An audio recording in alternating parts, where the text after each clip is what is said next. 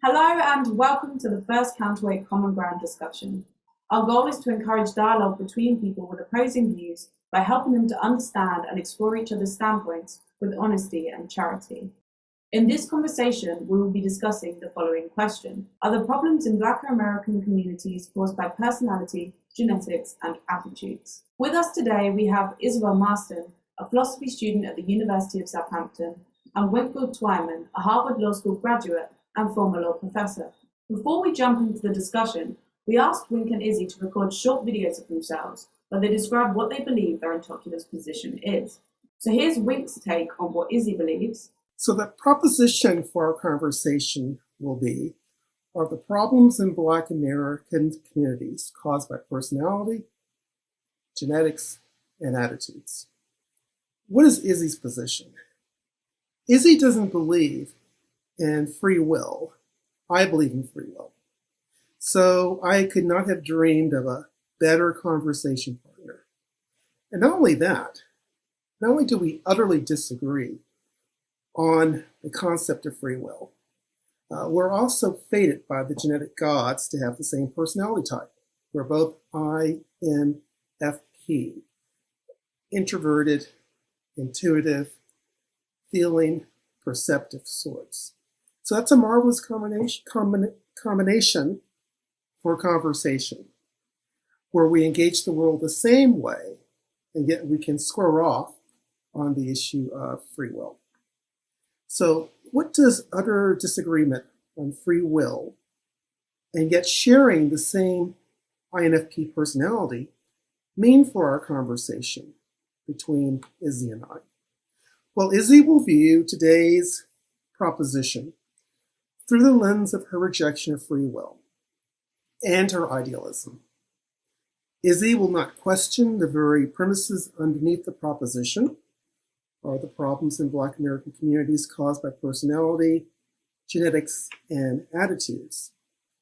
Izzy will perceive problems as group-based, not individual-based. Secure in her bunker of group-based perception of the world, Izzy will allow her group-based perception and follow it to its logical conclusions. So in terms of personality, Izzy will adopt a group-based lens. She will reluctantly concede everything is not biologically determined, but she will acknowledge all kinds of things are genetically determined to some degree. She will offer, for example, impulse control, or the amount of TV time a child may watch as examples in support of that idea. Since Izzy rejects free will, she will struggle to acknowledge agency and internal locus of control, that she will struggle to acknowledge that those things can be manipulated to some extent. Because for Izzy, agency it's an illusion, and she will say as much. Since free will does not exist for Izzy, she will dismiss the centering of positive thinking as a remedy for fixing the problems of Black people. One will be struck by the authenticity and sincerity in Izzy's position. As an INFP, Izzy will be at her very best when she is expressing her authentic beliefs and opinions about the problems in Black American communities. Now let's talk about genetics for a moment. If there is no free will for Izzy, what is there for Izzy? Well, there is only physical determinism or physical determination. Izzy believes everything is physically determined. As a result, everything in the physical world is determined by one's unique and physically closed system. One's genetic construction is about as central as one can get to one's physically closed system. So ergo, Izzy must argue that problems in Black American communities are caused by a physically closed system of which genetics provides the very blueprint. Then we come to attitudes. If there is no free will for Izzy, then there is no place for attitudes as a cause of problems in Black American communities. What will be in Izzy's conception of a physically closed system. Attitudes are irrelevant to the discussion. So, my conclusion in terms of what Izzy's position will be, environments have massive impacts on the life trajectories of those born into disadvantaged circumstances. There is no free will. At best, there is the illusion of agency, so we can feel better about ourselves and the world and problems in Black American communities. Now, where do I believe Izzy and I agree? 3 points come to mind. Number one, we both want problems in Black American communities to go away. I think that's something Izzy and I agree with readily. Number two, we lead with idealism about the world, and that's because we share the same personality. And then number three, I think Izzy and I share a common belief in nuance and complexity. Neither Izzy nor I are prone to Black and white thinking. We are very attuned to the gray in all situations because life is complex, ultimately. We agree about that. And I think that's born out of our shared personality. Now, where do we disagree, Izzy and I? Well, no surprise here. Number one, we agree on free will. I live and breathe free will. Izzy is repulsed by free will. Number two, I don't give much weight to massive environmental impacts on life trajectories of those born into disadvantaged circumstances. My individual life memories and stories set my jaw against environmental factors, although the environment can play a part. But that kind of, my orientation, my mindset is to diminish the impact of environmental factors. But three, and this is the big one, this is the big way in which Izzy and I will disagree. Empathy. I suspect Izzy believes I lack empathy. I perceive myself as empathy man. I am the man of empathy. So that's a clear dispute. And so I think that's a clash of perceptions, and that will probably come out in our conversation. So simply put, because Izzy and I are the same personality, we're going to hold fast to our ideas, I think, and perceptions of how the world works. But it'll be good to see if we can find common ground. Let's give it a try and see what happens. And now here's Izzy's take on what we believes. So in terms of personality, yes, I think that he does think that it contributes to problems within the Black community. And I think that would probably be based on traits like conscientiousness, possibly agreeableness, but I'm not sure. And things like self-efficacy or self-control, something like that. I'm not sure if he would make it as simple as that, since he puts a lot of focus on personal responsibility. I don't know if he thinks that personal free choices can affect personality, or if he thinks that perhaps having some kind of like negative behavioral traits or personality might be overcome by personal choice. One of those two, I'm not sure. So that's what I think he thinks about personality. Genetics, I know what he thinks, or at least I'm slightly cheating because he said in the content meeting that it was a maybe for genetics. So I think that he's not quite sure whether or not genetics contribute to the problems within the Black community. But if he thought that they did, again, it would probably come down to potentially personality traits, group differences between personality traits, and maybe IQ, but I don't know what Wink's position is on that, so I'm not sure. Attitudes is the last one. So it would depend how he's defining it, right? So if he's thinking about attitudes in terms of attitudes towards Black people in society, I think he would say that no, that doesn't contribute to the problems in Black communities, at least at the moment. And if he's thinking about attitudes of Black individuals generally, or attitudes in those communities, I think you would think, yes, that does have an effect, especially if it's maybe disempowering attitudes. So attitudes like thinking that you don't have any control over your own life, or thinking that society's against you, or things like, maybe like it's studious, it's white to act studious, right? Like to be academic, I think you would probably think that would have an effect. Yeah, so overall, yeah, the first one, personality, yes, genetics, possibly, and attitude, yeah, probably. I think broadly, he thinks that the problems within Black communities comes down to, for example, personal responsibility, things like that. He looks at it at an individual level, where we agree or where we disagree. So I think me and Wink agree insofar as I think it's very, very important to look at individual responsibility. I know that's not quite the question, but I think, yeah, if you want to overcome problems in Black communities, you need to focus at an individual level. That's important, I think, as well as focusing on a social level. I think where we disagree is I'm not sure how much personality contributes to problems, because I'm not sure how much personality varies between groups. It's quite difficult to determine this by looking at psychological literature, because they tend to conflict, but the differences tend to be small or non-existent. And I think for traits like conscientiousness, the mean differences are something like 0.04. So I'm not convinced that would have a large effect. So yeah, we're different in that sense. In terms of genetics, I don't think that genetics contributes to problems in the Black community. I'm not a geneticist, so I can't speak too much on that, but from my understanding of genetics,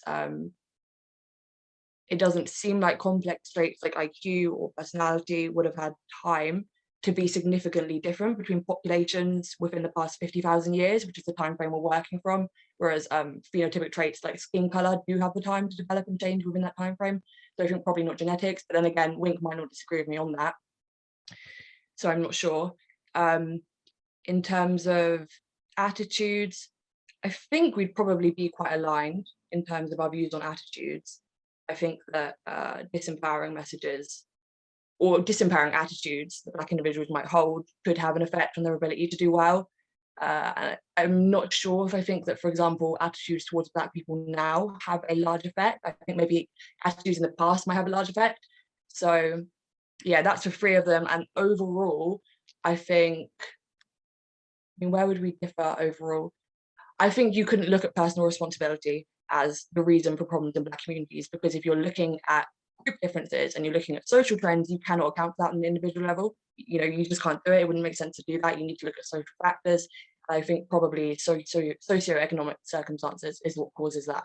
If Wink does think that there are personality differences and that accounts for problems in Black communities, and maybe it's the case that psychological literature isn't decisive on that, then he would need to give an account for what causes those personality differences. I think that's the main thing that we would maybe disagree on, and we have previously disagreed on, is that you can't say that these problems are due to personality differences without giving a good account of what causes these personality differences.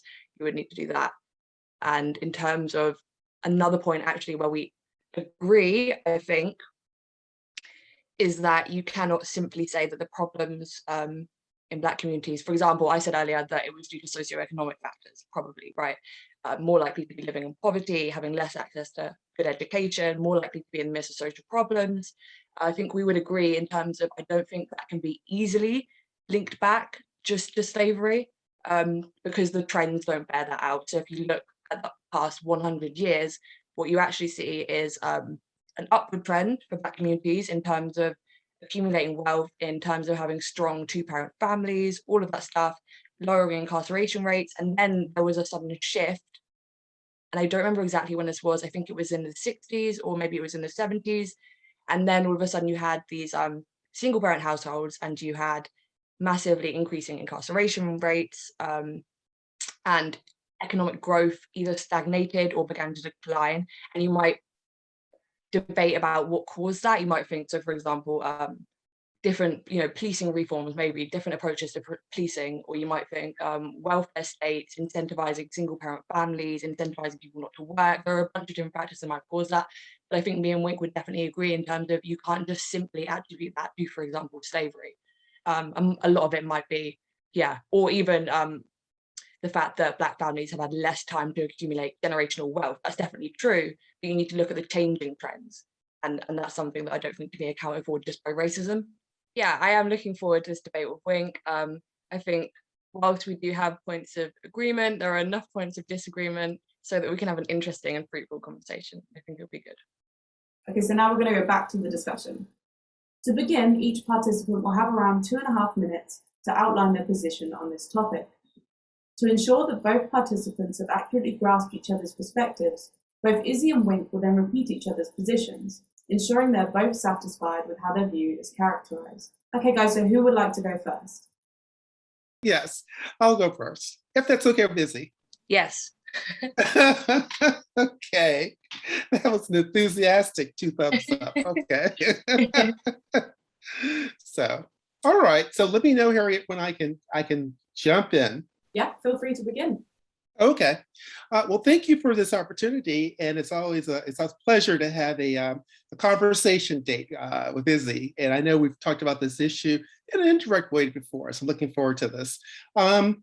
So the proposition before us are the problems in the Black American communities caused by personality, genetics, or attitudes? Well, I take exception to the premise, the way the question is formed, because I think these ultimately are issues involving individuals. There are over 40 million Black Americans, which means there are over 40 million different life stories, experiences, and perspectives. So that's a caveat I would have going in, that this really should be looked at in terms of individual problems, not a collective community problem. But having said that, if one is inclined to go down the groupthink route, what would I think are the problems in the Black community per se? Well, I would think there are 3 things. And actually, in doing that, I would sort of side skirt, once again, the way the question is framed. I don't think it's so much personality, genetics, and attitudes that create problems people think of. I think it's more a matter of limited thinking, negative thinking, and caricatures and stereotypes. Those are the 3, the triad, if you will, of problems that I think manifest themselves in what we consider problems in the Black American communities, quote unquote. So to quickly give examples, because I don't have much time, but this conversation will be richer as we go throughout the day. Limited thinking, the idea that one can only do so much because the man, quote unquote, is holding you down. I've heard that so many times in my 60 years of living. I think that's a problem that creates other problems. Number 2, negative thinking. Anything which happens is automatically given a negative slant or bias. To me, that's just another problem. So for example, when a young US Senator decides he wants to run for president in the year 2008, I recall a conversation with a Black woman, and she said, you know, that'll never happen. America will never elect a Black president. And then she pointed her finger to his skin. That's an example, classic of negative thinking. And finally, caricatures and stereotypes. We place people in boxes. And when you do that, you create resentments, you create crutches, and you can create false narratives of oppression. So what's my position of the proposition with personality, genetics, and attitudes? I'll go into it further down the road, but these are ultimately issues involving individuals. Each of those factors may account in part for some problems, but they should be thought of as individual problems of personality, genetics, and attitudes, not group problems of personality, genetics, and attitudes. That's it. My time is up, and I am just looking forward to further discourse with my my conversation pal, Izzy. Brilliant. So Izzy, could you relay Wink's position back to him, please? Yeah. Okay. So you think that we should look at it at an individual level, not a group level, because, for example, like the African American community is made up of individuals, and the problems are problems of individuals, not groups. And do you think that the problems are limited thinking, negative thinking, and what was the third one? I don't know what the third one was. But so limited thinking, as in thinking the world's against you, or society's against you, or the man's against you, or whatever it is. Negative slant, so things like thinking we'll never have a Black president. Yeah, I don't remember what the third one was. Caricatures and stereotypes. Okay, yeah, caricatures and stereotypes, yeah. And so like oppression narratives and things like that. Mm-hmm. They hold people down. Yeah. Mm-hmm. If I was to summarize it, that would be. And Harriet, I would accept that summary. That it's a nice bullseye assessment of what how I address the proposition. Okay, Izzy, could you please give us your position? Yeah. So my position in terms, I'm going to go through it as in I'm going to go through personality, genetics, and attitudes. So I think personality, I think, is unlikely on the basis that there's not a lot of evidence that indicates that traits like conscientiousness, for example, differ between groups. Although it is quite hard due to the fact there's not that much great psychological literature on this generally, but I would say probably no. In terms of genetics, again, I would say probably no, for a number of reasons. One being, I don't think that race is a real meaningful biological category. And whilst there are superficial phenotypic differences, I'm not sure that there are in terms of IQ, genetically that is, or personality.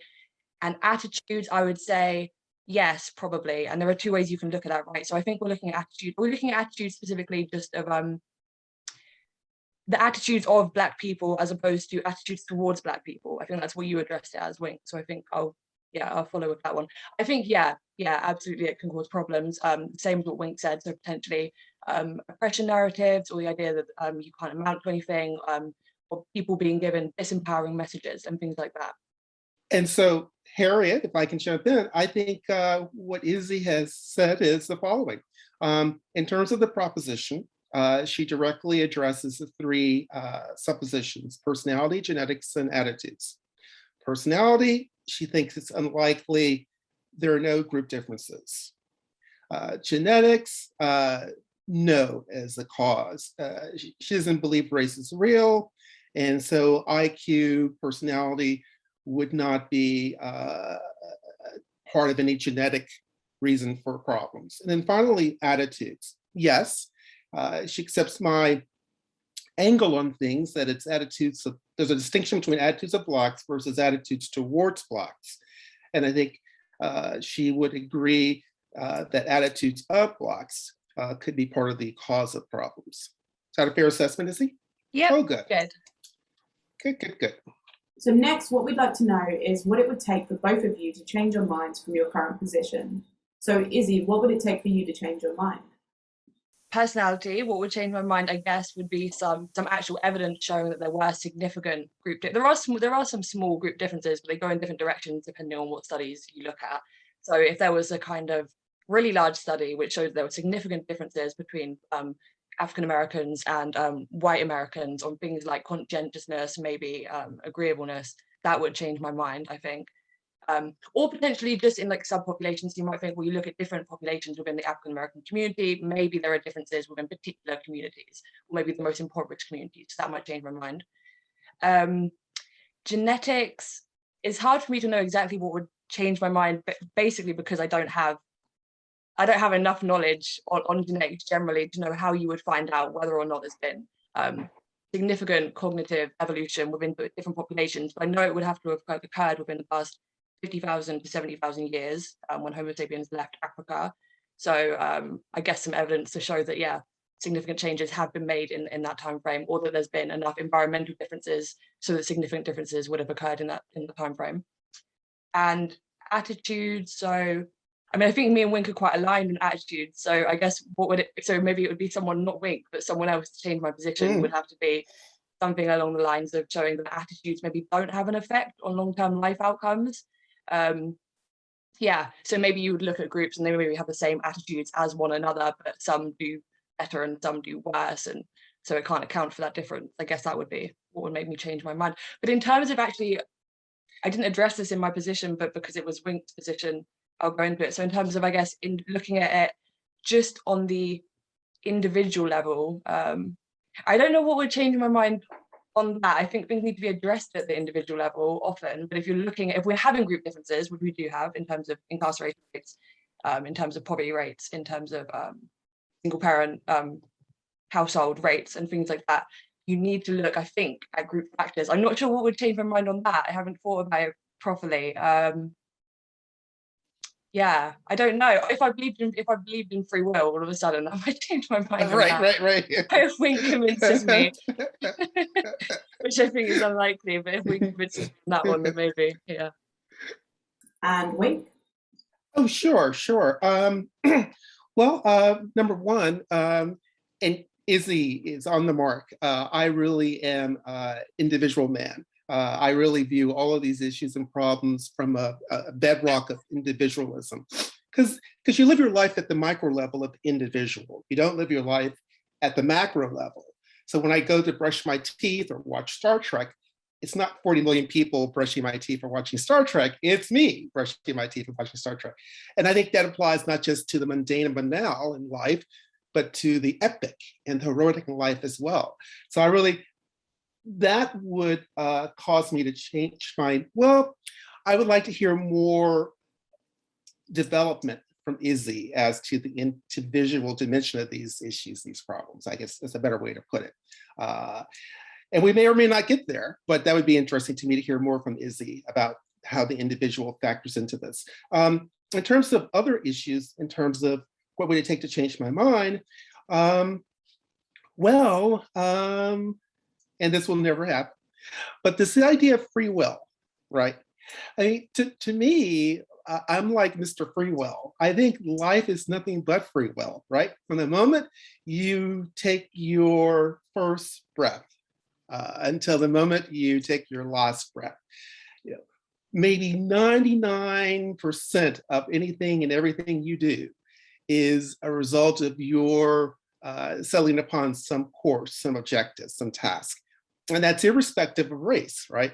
And so I think that if Izzy were to grow towards me in that development, that might cause me to change my mind. That may not happen. And then finally, and I think this is another way which Izzy and I disagree, which it might change my mind. Izzy believes, if I'm correct, from previous conversations, that being born into disadvantaged circumstances has a major impact on one's life trajectory where one ends up. I don't think that's true. I could list 5, 10, 20, 50 examples if I had the time in which that's not the case. Now, Izzy would argue, well, wait, those are just exceptions that prove the rule. You can't cherry pick, right? And so Izzy would have a fair statement. But my counter would be, once again, we all live our lives at the individual level. And so if those examples inform how I see the world, I'm not going to see the world differently because it doesn't have any bearing upon my own life experience and perspective. So, I mean, long and short, those are the ways in which I might change my mind if Izzy were to grow and develop in her positions. But we'll see what happens. I just want to clarify, because you made a claim about something that Izzy thinks there, Wink. I want to clarify with Izzy before we move on. Sure. That characterization of her views there as well. That's fine. Yeah, I think so. I do think that being born into poverty can significantly impact your ability to progress in life. And I think that's probably pretty well supported by the evidence. However, I don't think that it absolutely determines you ending up having a bad life, right? I know that there are different groups, different immigrant populations, for example, that despite poverty and despite discrimination, have actually done very well as groups. So I don't think it determines it, but I do think it is a factor that can impact it largely. Yeah. So now that you both have a firm understanding of where the other person is coming from, you each have the opportunity to present a context in which they might agree with you. So just so the audience is aware, these contexts have been prepared in advance. Who would like to go first? I'll go. The context for Izzy to agree with me, I think, would be if Izzy were, and I don't want to make assumptions, and I shouldn't do that, but I will a little bit. I'm going to assume I may have more of a knowledge base with Black American life stories and experiences and perspectives and whatever than Izzy may. And so perhaps if Izzy had more of a footing in the gnaw of life, that context might move Izzy closer to my positions in terms of the primacy of the individual and in terms of the primacy of personality traits like conscientiousness and positive thinking. And one final footnote, I think Izzy doesn't believe there's enough information or sufficient evidence to show genetics as a causal link to any problems. So once again, I look at these things as an individual on a micro level, and Izzy didn't address that, but I wonder if the context of individual genetic dispositions and temperaments might move Izzy closer to my position, because it's fairly true that everyone has their unique genetic profile, and it's like a fingerprint. For example, I am genetically open-minded. I've looked at my genome with like 20,000 genes out of curiosity, nerdish curiosity. So I'm genetically open-minded. I'm genetically positive. I'm genetically hardwired to, in a sense, not care as much about group conformity. I am like an orchid in the sense that support and nurturing affirms me. Criticism and derogation deforms me. And those are all things kind of linked to my unique genetic disposition. So I think if we could get out of the group mindset and look at people as individuals, it might bring Izzy more in line with the idea that, of course, at the individual level, everyone is informed by their unique genetic profile, for better or for worse. And in fact, it's kind of funny, since Izzy is kind of repelled by free will, if I may use that word, I imagine that Izzy would absolutely agree with that, right? Izzy, because if there's no free will, then we're all simply living in a physical structure, right? A physical bubble, if you will. We have no agency. Well, what could be more fundamental to yourself than your unique genetic construction? That's the ultimate foundation for your physical self. So I'm so surprised Izzy's not more, genetics, that's the thing, since she denies free will. I love her smile. She's laughing and smiling. This is good. So I look forward to her response. Okay, so let's go back to what you said about you were surprised I wouldn't be more with you in terms of genetics when we're looking at the individual genetic blueprint that people might have. Okay, so I think, and I agree with you in terms of that is very, very important in terms of the personality people have and the trajectory of their life. But I wouldn't find it to be relevant because even though I know you want to focus on the individual level, we're looking at group problems, right? We're looking at problems that uniquely affect one community over another. Right, so we're looking at group differences. And so if we have to account for that, we can't account for it by looking at individual genetic blueprints of people unless it showed that that particular group were more likely to have those genetics, right? So if we're looking at like conscientiousness, and you're a very conscientious person, and that's true genetically, but if we're looking at problems in Black communities and we can't find these large personality differences, that doesn't indicate that the differences that occur between groups can be explained by genetics. And so even though I think genetics is very, very important, that's why I'm not sure it's important for group differences. Fair enough. That's a fair statement. And query whether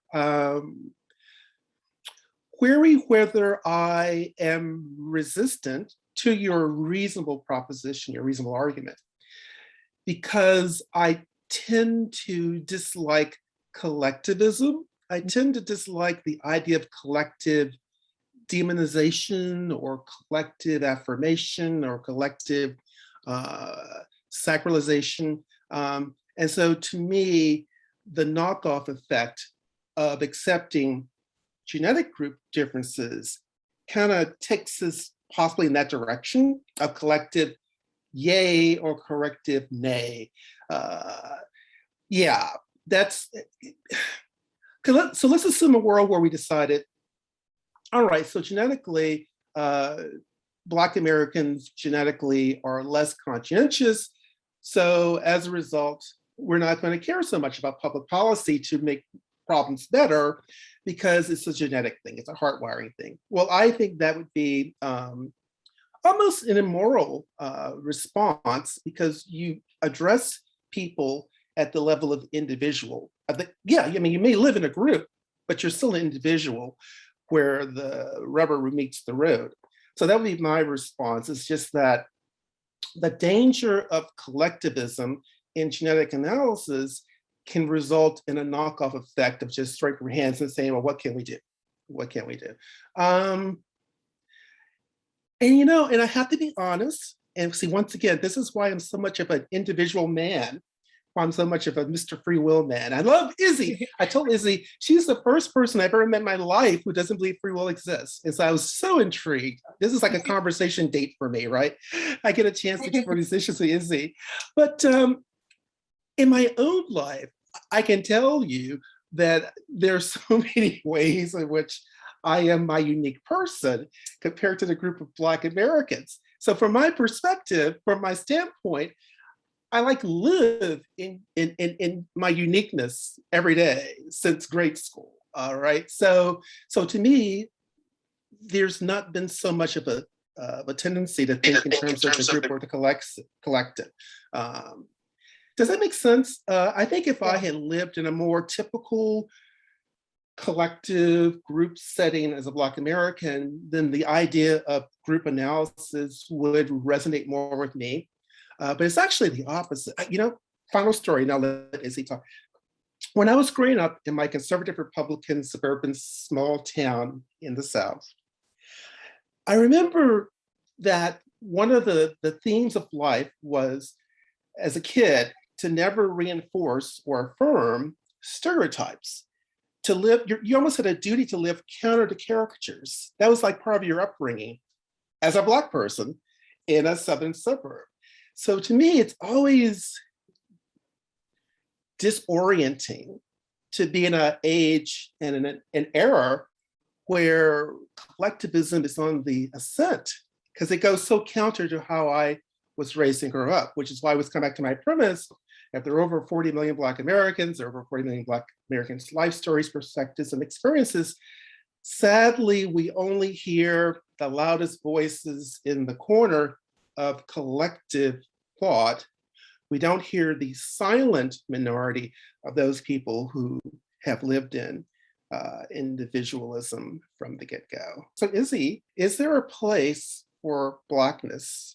Is there a place for the individual in Blackness? I'm not even sure exactly what is meant by Blackness, for example, and this is me going more towards you with focusing on the individual, but it would be like someone talking about whiteness, which will do quite a lot. I don't know, how much similarity you have to people based on the color of your skin. So 100% Sure. in terms of in the Black community, is there a place for an individual? Yeah, the entire community is made up of individuals. I'm not even sure what Blackness is supposed to mean. So if we were to have a conversation about, are the problems in white America caused by personality, genetics, and attitudes, would you be able to answer that question or not? Yeah, so I guess it would be, my answers would probably be similar in terms of, so we have to figure out what problems we're looking at, right? That's true. We haven't defined the problems. I think you have the same thing actually in terms of, if you look at impoverished white communities, I would probably answer it in the same way. I'd probably say, well, there aren't personality differences. Haven't looked into this between poorer white communities and richer white communities. I look at whether there are personality differences, so that would account for it. Attitudes, I definitely know that you have the same kind of attitude problems within certain impoverished white communities, right? Like thinking that it's not cool to be studious, or that anywhere in life. We have that in Britain as well. So it'd probably be quite similar, to be honest. My answer would probably be pretty similar to how I've answered this question. I think that's a great answer. And that brings me closer to your position, because as you had said before, we are aligned when it comes to attitudes. I totally agree with that. I'm on board with that, because I've seen that innumerable times in my own life. So I think that's great. So if we are aligned on attitudes, what seems to be keeping us apart on genetics? What is your position on genetics? Good question.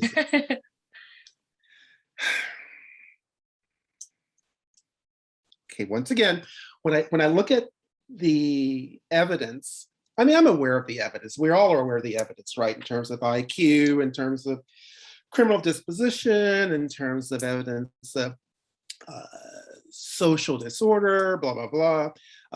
And I think it's easy to overlay that information to what one sees as dysfunctional social outcomes, right? So, I mean, I'm not going to run away from what the evidence suggests. So if the evidence suggests X, I accept X. But I guess it doesn't sit well with me because I know that, oh, and maybe this is part of it. The reason to identify a problem and its cause is to find a remedy and a solution. Does that sound right?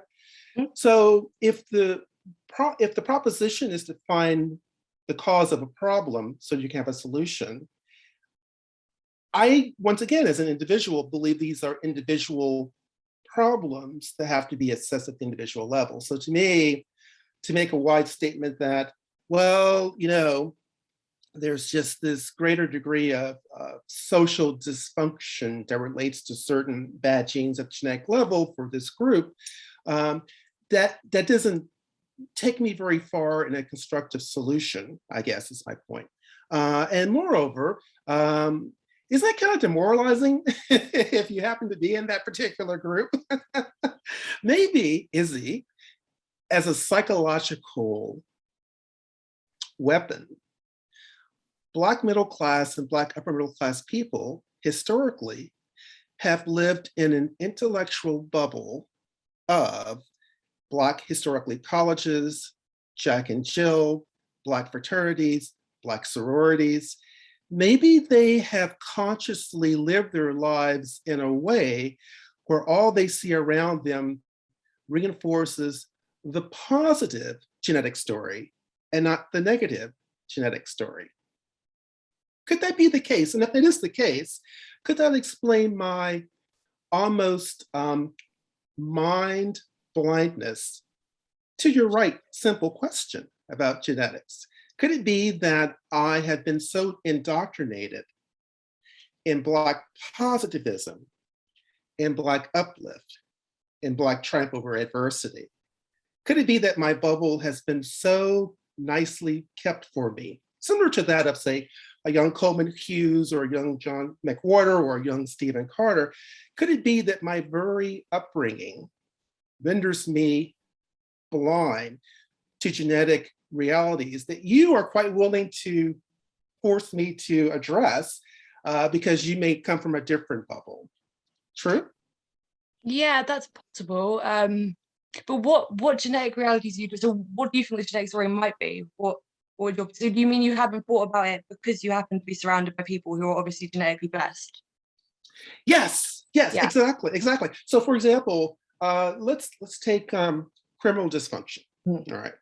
Some would argue that there is some type of maybe a warrior gene or a criminal dysfunction gene, which correlates with criminal dysfunction. The evidence suggests that might well be the case. However, I don't hang around criminals. I view criminals with great distaste.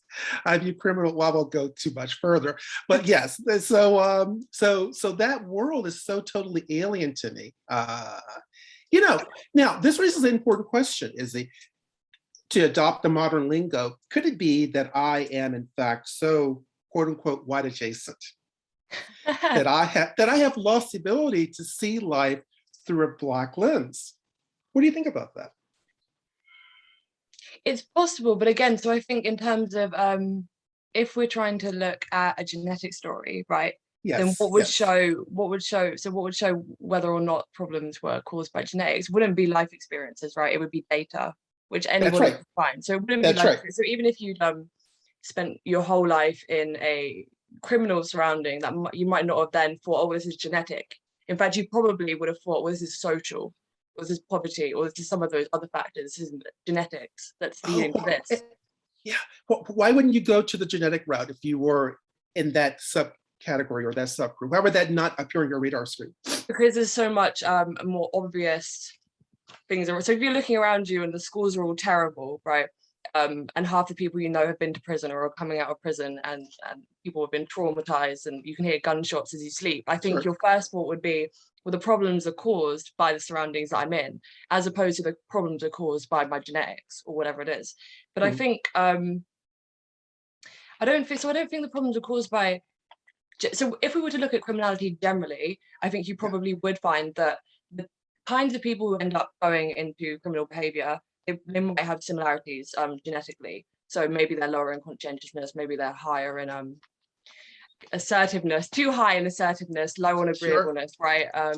Things like that. But so that wouldn't, again, I mean, I've said this before, but again, I wouldn't think that would be the issues with, for example, Black communities having higher criminal offending rates, because I doubt that there are big differences between Black communities and white communities. Genetically, I doubt there are big differences, apart from superficial things like skin color, superficial differences.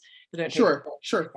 But when you look at what proportion of, for example, the Black communities are committing crimes, you probably will be able to find a genetic basis in that level. If you think, well, who, given the environment they're in, which people end up in jail, it's actually a small proportion, right, of those communities. It's a small proportion of men at a certain age. Yeah. I think my life experience definitely. Oh, sorry. I think I read somewhere that maybe 3% of Black Americans maybe accounting for 55% of criminal offenses or homicide. So it's a small percentage of people. So query whether or not that does imply or infer some genetic link or not. I don't know. Well, one way to look at it would be if you take race out of the picture and look at other groups, say Scottish groups or Irish groups or people from Liverpool, just teasing. But would you find that there was some correlation between their criminal activity and their genetic profile, having removed race out of the picture? What do you think you would find that everywhere?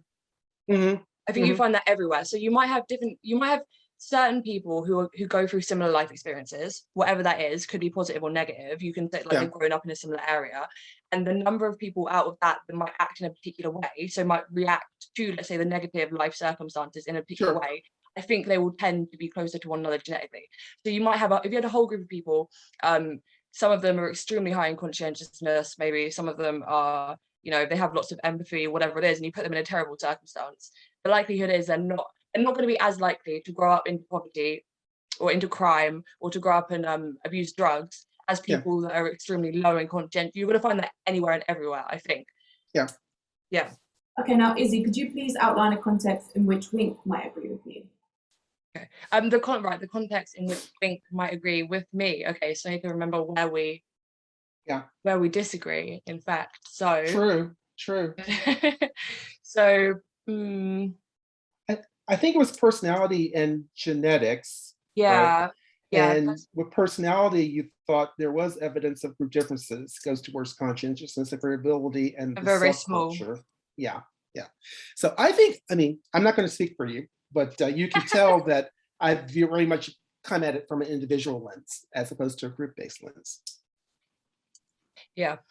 So how would I get you to agree with me? The context. Well, I'd have to convince you not to believe in free will, wouldn't I, really?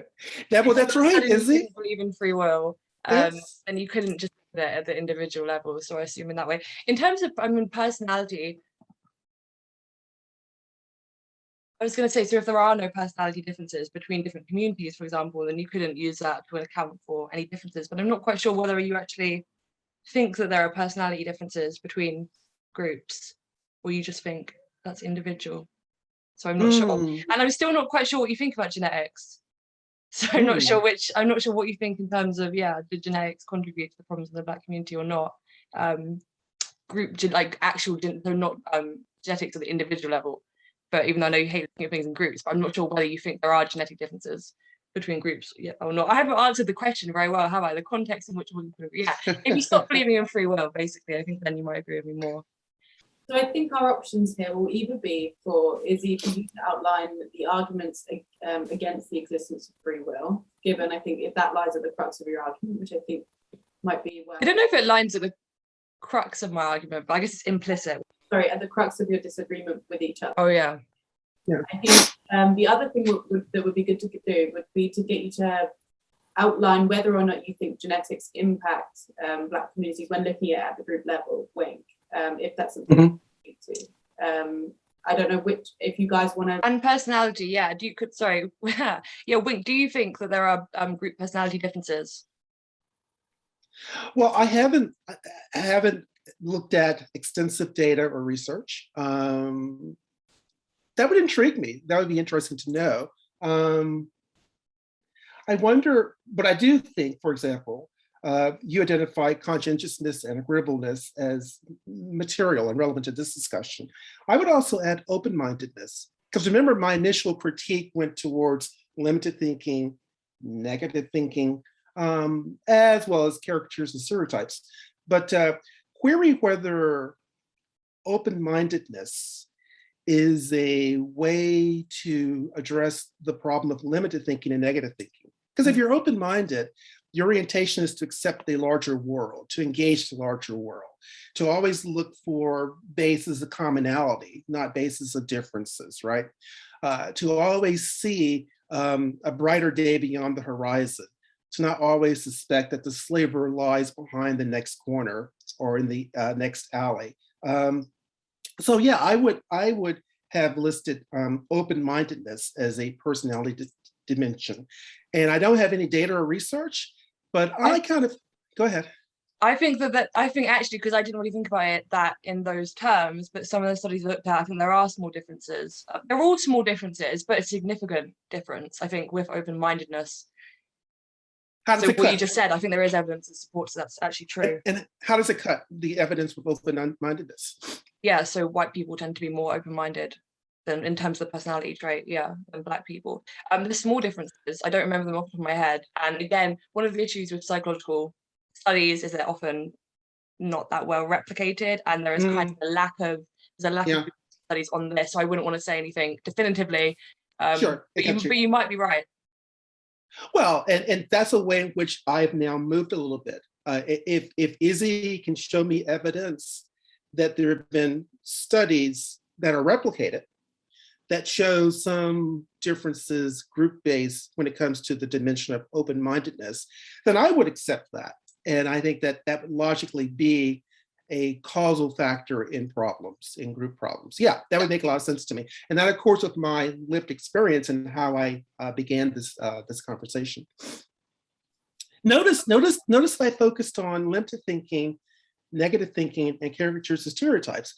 I didn't focus on criminal dysfunction or social dysfunction or impulse control or a lack of future orientation or a lack of deferred, all of those things that we sometimes see or suspect could be under the surface.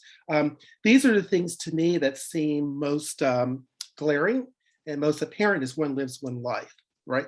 I mean, unless you're hanging out on the street next to the drug dealer, criminal dysfunction is not going to be something on your list of top 5 or top 3. But in living your daily life with family and friends, one sees the evidence of those things: limited thinking, negative thinking, characters. For example, Thanksgiving dinner, I had a wonderful conversation with my family member, one name her, and she made the statement more or less, there is no individual in Blackness. And she was taking offense at my open-mindedness about life and issues. And that's why I raised that question with you, Izzy, because I can tell you there are certainly around the Thanksgiving table people who would believe strongly there is no individual in Blackness.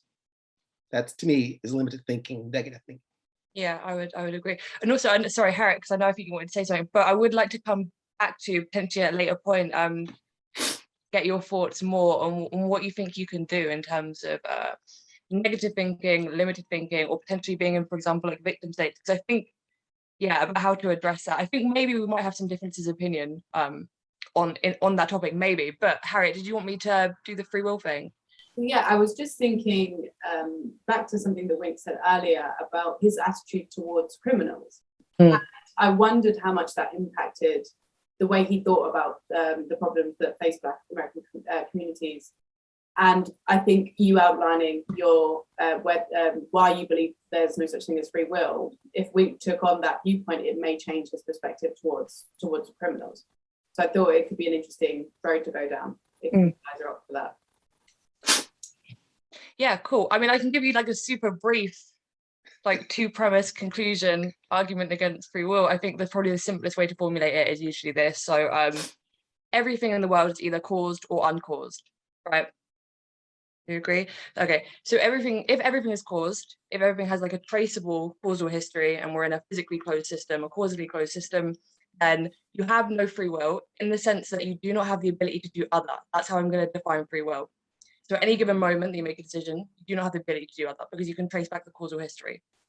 So that's the first option. And then uncaused. So if something could happen that was uncaused, I'm not sure exactly what that would mean. I mean, I guess at the quantum level, there is some evidence that you can sometimes have things happening that are uncaused, then it would just be random and it would be chance, right?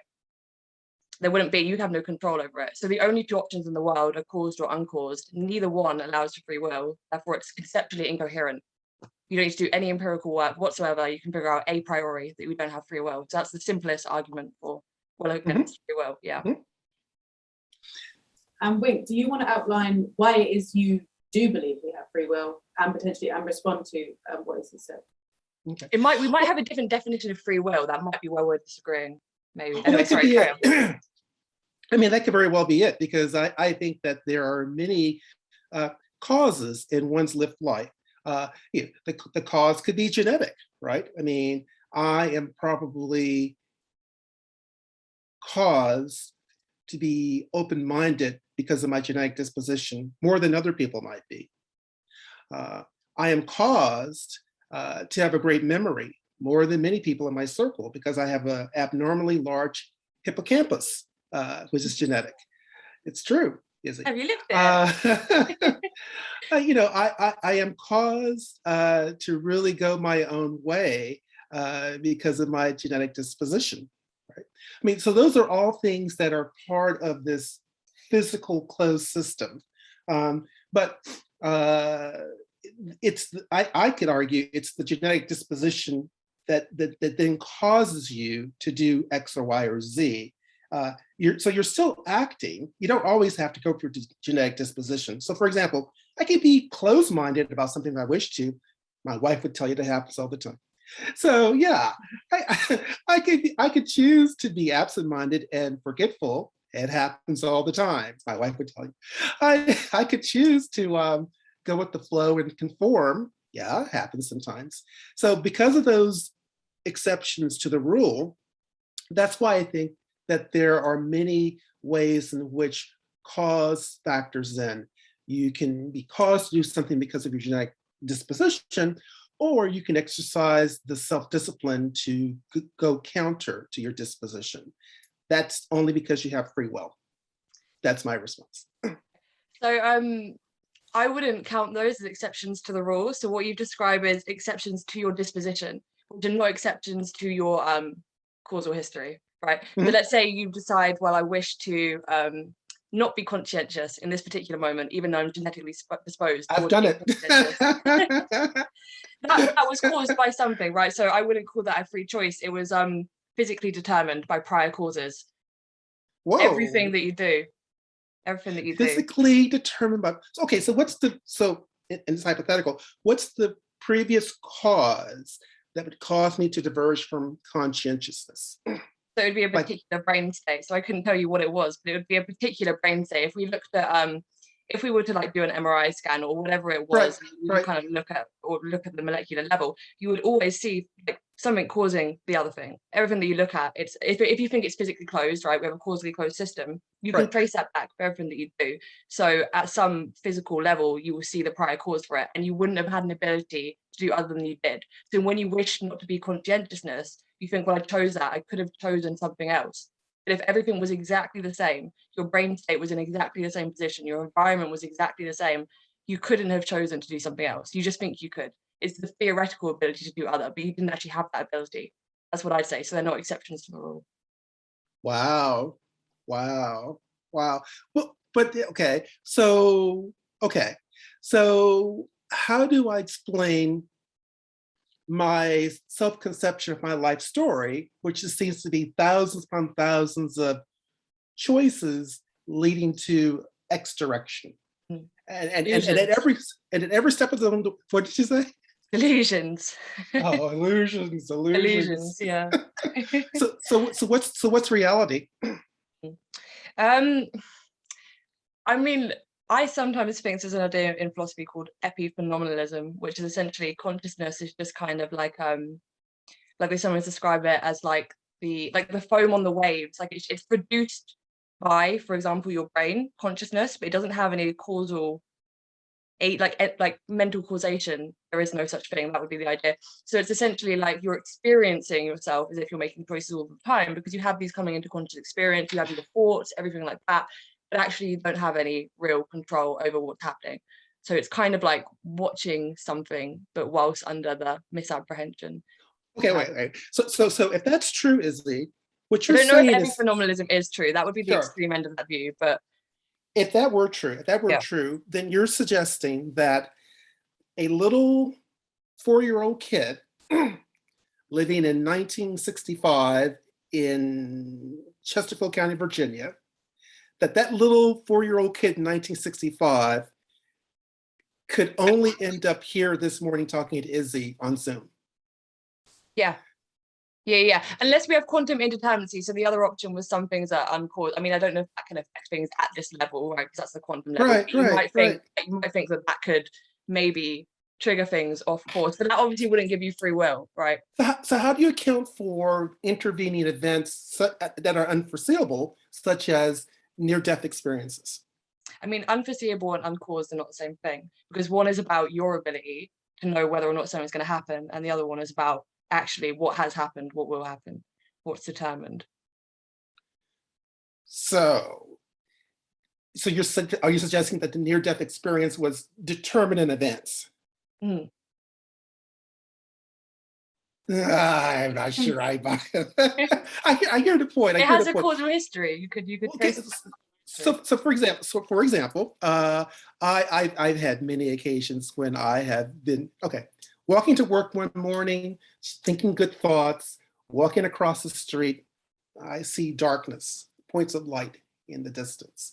Thinking good thoughts, but nothing else. No fear, no anxiety. And all of a sudden I wake up and I'm in an ambulance being worked on by technicians. And the guy says, "You got hit by a bus." And I was literally 2 steps from death. Was that caused by this closed physical structure? Was I predestined to get hit by a bus that Monday morning? Yeah. That's unsettling, Izzy. Because otherwise, I mean, why would it have happened? So how would it have escaped the causal chain somehow? Maybe I was negligent. Maybe the bus driver was negligent. Aren't we all actors? It's a cause. It's a cause. Determined by prior causes. Right. Go on, add in. She's making a good argument, Harriet. I mean, because I can't undercut or rebut her, except to say, I think if people accepted that, because I think the research shows maybe 12 to 14% of people believe in a lack of free cause. So you're in the minority, as you probably appreciate. Did you look that up after you spoke to me? Yeah, I did. Because I wanted to pursue this conversation. So, but I just wonder, what kind of society would we create if 100% of people believe there was no free will?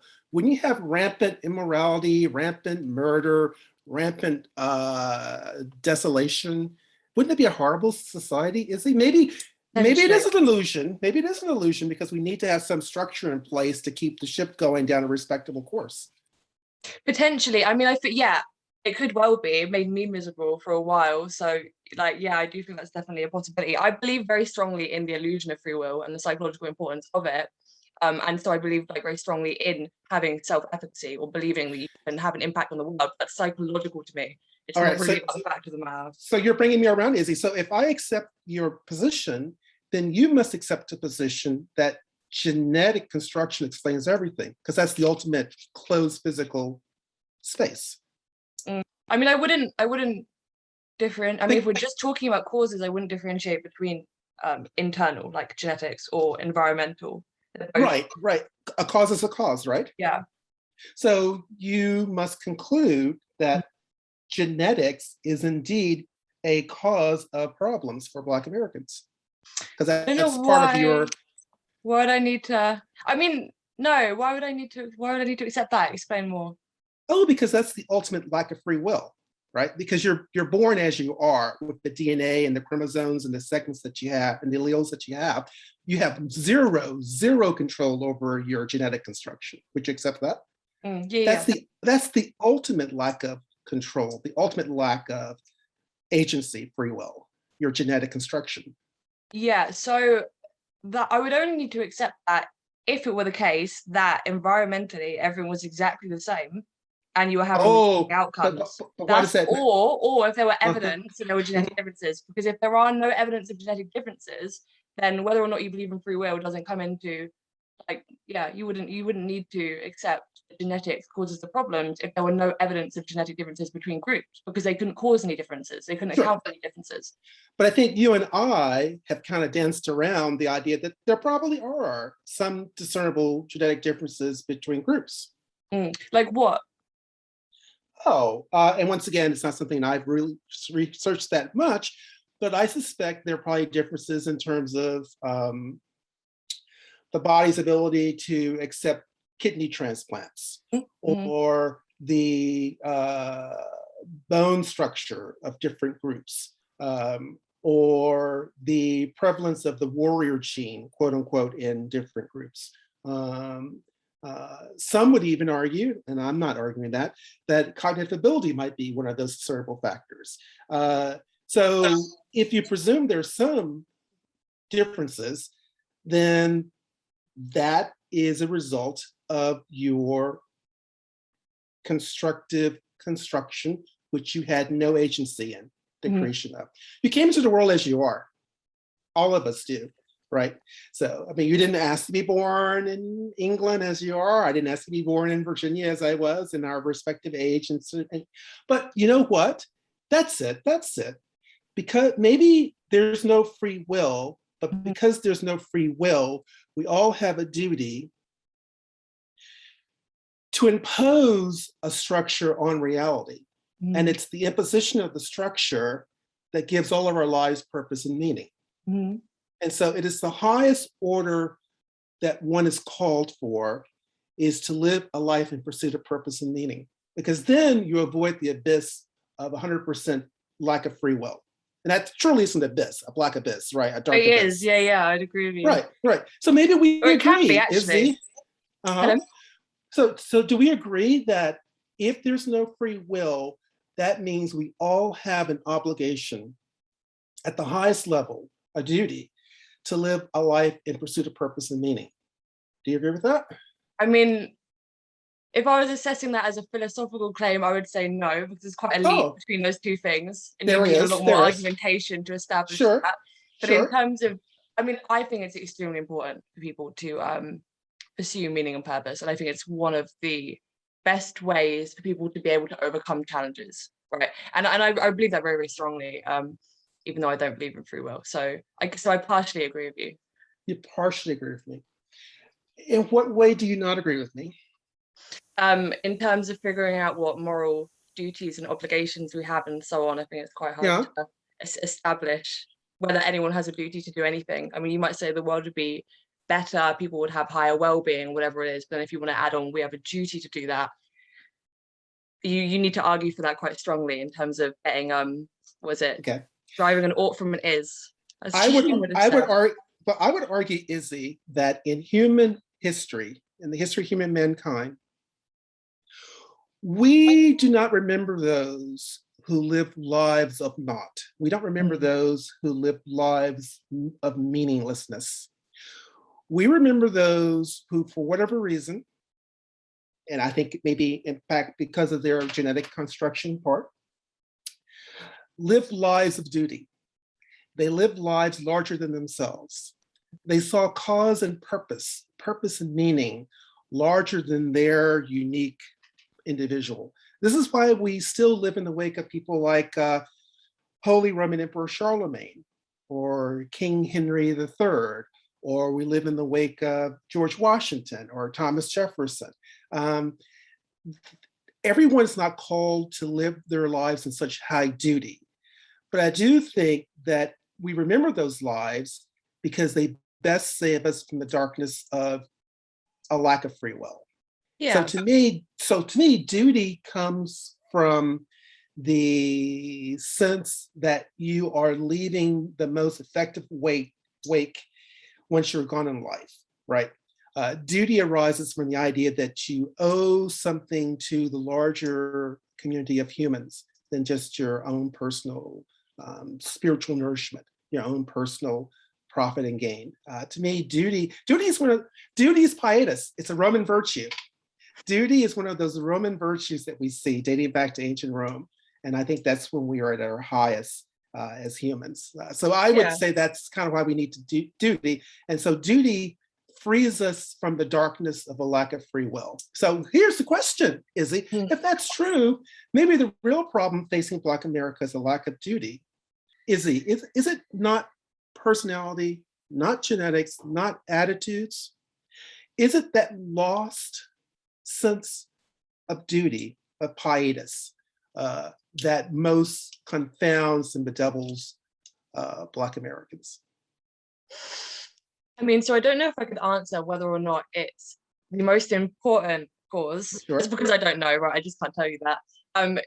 I'm sure it could be a very large cause, because when you're talking about duty, it's essentially like meaning and purpose, right? The lack of meaning and purpose is a lack of duty. And I know that causes significant negative impacts in people who don't have it. And that's not specifically about the Black community, that's about any community that's struggling. It's the same for addicts, right? A lack of meaning and purpose, and focusing on meaning and purpose is what gets people into recovery and through recovery. So I think 100% is extremely important when people don't have that. I know it's controversial, but it is possible. I mean, things like I think AOC saying that we should like universal basic income, things like introducing things like that, I think would have a bad impact for the reason that you just stated, which is it takes away people's meaning and purpose if you don't have an incentive to work. And that's one of the things you see with the welfare state. So yeah, I think that would have a very large impact on people. I'm willing to say I have moved from 100% rejection of Izzy's position of free will to maybe 50%. I'm in the middle because I am heartened by her acceptance, entertaining of my idea about duty.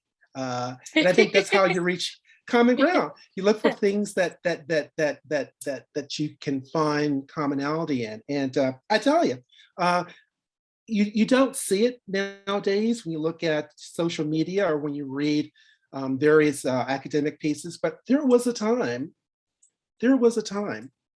when Black Americans lived in duty, right? Even though Jim Crow was in the land, even though there may have been some lynchings in the land, people lived in a sense of meaning. And I think we need a modern day Black Viktor Frankl to really write a manifesto about the search for meaning today in Black America, because you will not find meaning in dogma. Invocation of oppression does not give you meaning, right? What gives you meaning is a sense that you are simply the latest link in a chain of people, and it's your obligation in your lifetime, your one lifetime, to do the best you can and pass the baton on to your children and grandchildren. My grandparents had that sense of pietas. I'm not sure I see it so much nowadays in the academy. And it's sad, Izzy, because between you and me and people watching this episode, I wonder if it's because non-Black people or white people, I wonder if it's because they're from the outside looking in, right? And so if you are a caring person, if you're compassionate, if you want to do something for people who seem downtrodden, then you kind of latch on to whatever seems to make you feel good, whatever seems to be a way to level the scales. I don't think Black people inside Black American communities in the 1800s and 1900s looked at it that way. I mean, they looked at it more in terms of what are the things that will construct a strong spiritual presence out of the darkness of a lack of free will. And you talk about a lack of free will, segregation, lynching, redlining, all that. All those things are manifestations of a lack of free will, right? Because they're outside things imposed upon the inside.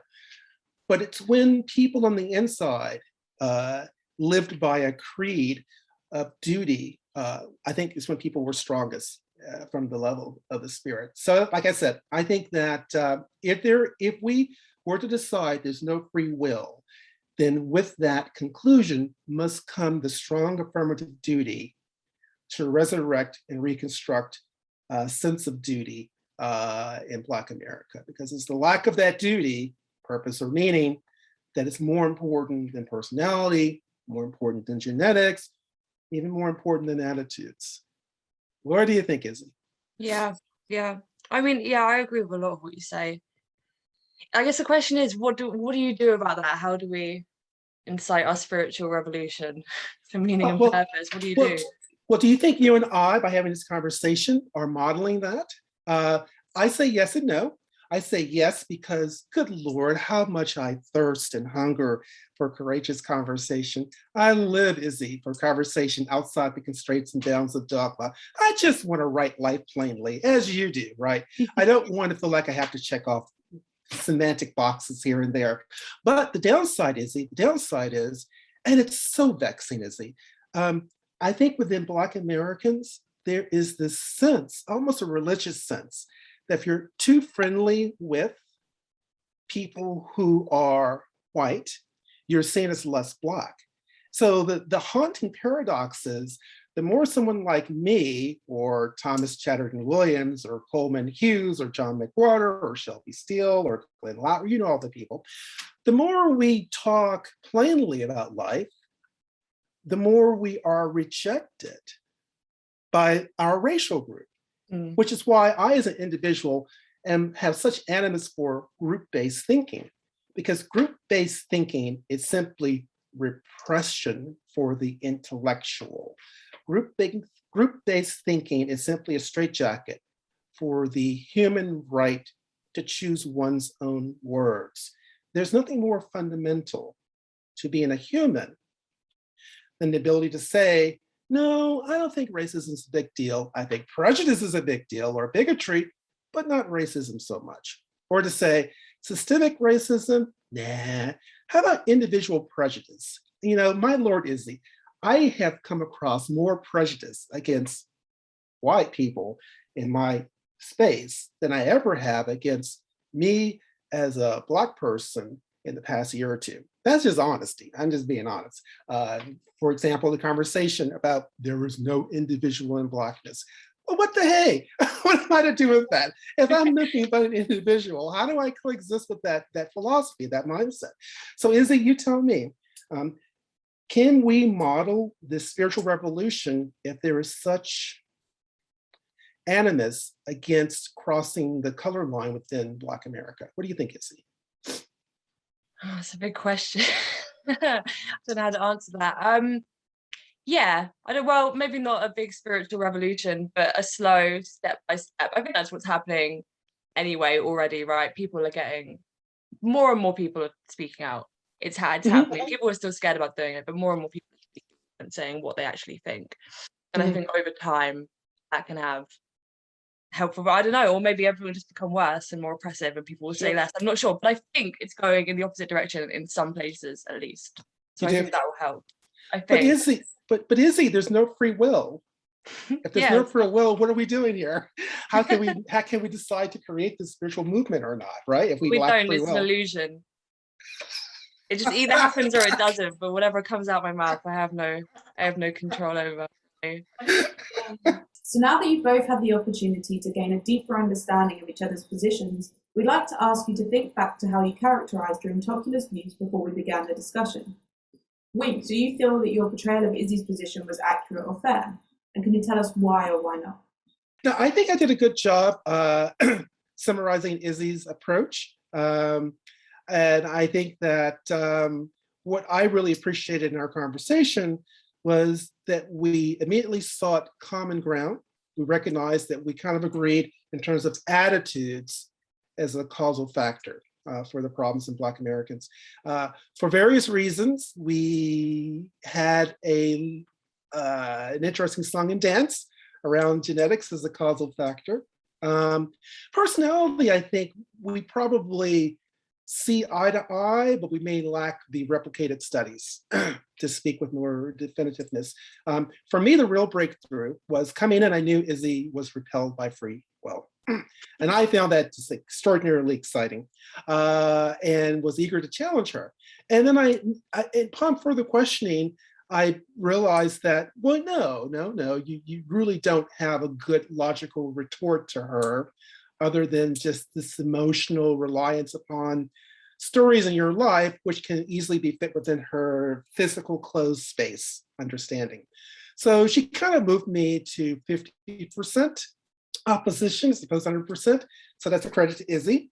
And I do appreciate and enjoy her support for the idea that duty, be it defined as purpose or meaning, has a place in the litany of problems that beset Black America. And so I think in many ways for me, this was a splendid, wonderful conversation, as I thought from the get-go. Izzy and I, as I mentioned in my take, we share the same personality. So I knew that we would get along well and we would stick to our guns and respect our respective ideas. But at the end of the day, come out thinking, hey, that was kind of neat. So that's my summation. Okay, Izzy, could you answer the same question for us? Yeah, so I'm trying to remember what I said when I first characterized Wink's position. I think it was quite similar, I think, to what you actually said. I think, yeah, personality, I thought you might think it had a bit of an effect. Genetics, I thought you would think maybe. I didn't think you maybe had a hard position on that. And then attitudes, I thought, yeah, you would think that. So I think that was that's pretty much what you said. Where might it have differed slightly? So in terms of personality, I was thinking more in terms of you might just be talking about conscientiousness, whereas you talked more about attitude, right? Like limiting beliefs, things like that. That was slightly different, maybe the way I characterized it.